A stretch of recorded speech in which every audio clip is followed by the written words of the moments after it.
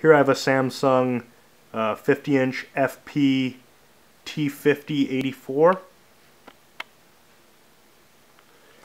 It has a common power supply board problem where the caps bulge, and one of them on here was actually broken open at the top.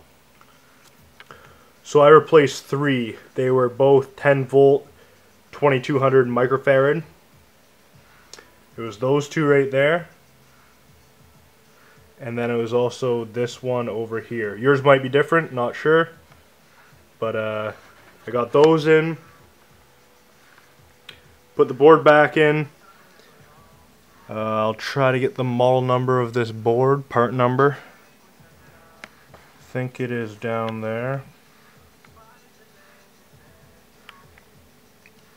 BN4400175A. I think that's it. So I replaced those. And the problem it had was the red light at the power button. It would just keep on blinking, and nothing. It would never turn on. So there it is. It's on and good to go.